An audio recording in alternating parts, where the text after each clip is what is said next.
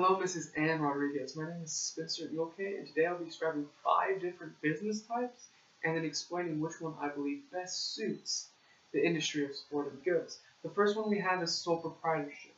And the couple major advantages are that it's very easy to start up and that's a pass-through entity, meaning that the business itself won't get taxed, just our personal income. I believe that if we condense our target market and select it and have a very customer-based model, that we will be able to kind of niche our way into the market share dominated by Academy. The only problem arises is that there's limited personal liability.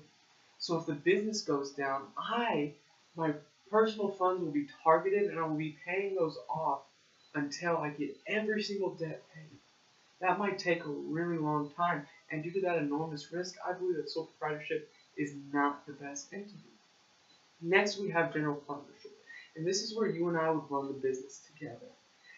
This offers a couple advantages. Again, it's a pass-through entity, which we know, but me and you would have unlimited management and authorization for all the activities, all the operations of the business. So we can manage it the way we want and how we want to do it. Again, making it customer-based, so we're able to compete with these bigger markets.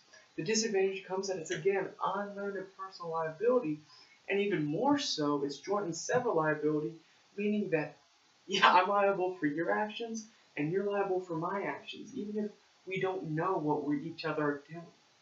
Due to this enormous amount of risk, again, I believe that the general partnership is not the best business entity. Next, we have limited partnership, and this is where you would come in and just invest money. You would not run the business, and your liability would be contained to the amount of capital you have invested. So you will not be personally liable. And then again, it's a pass-through entity.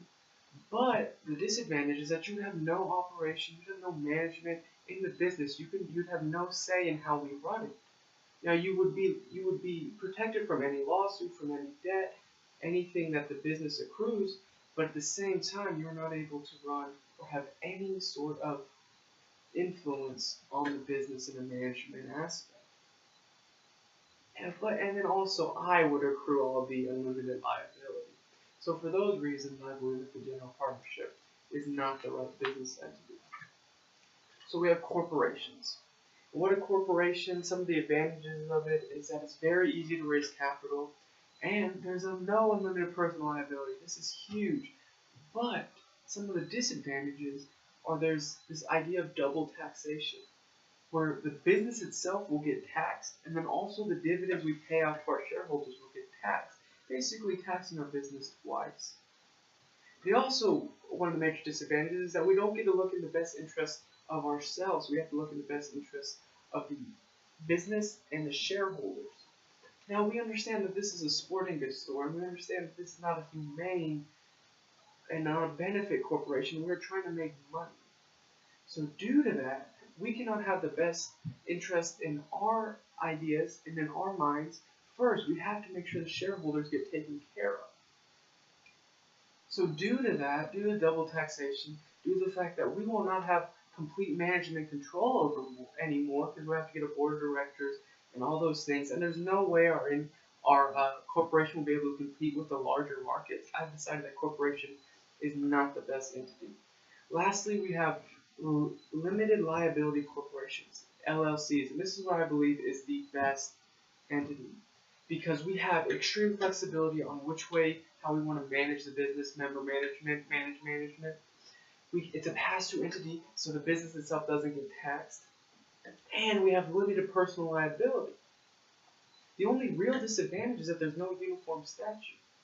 Well, we have to understand what business we're in, we have to understand what industry we're in. We will not be able to compete, especially at the beginning, with the big market. So we have to be selectively in our location, meaning that we can't compete across states anyway. So this really isn't a big disadvantage to us. As long as we focus on the local and then carve our way into this local industry, we will be successful. And that is why I believe an LLC is a slam dunk. Thank you for your time.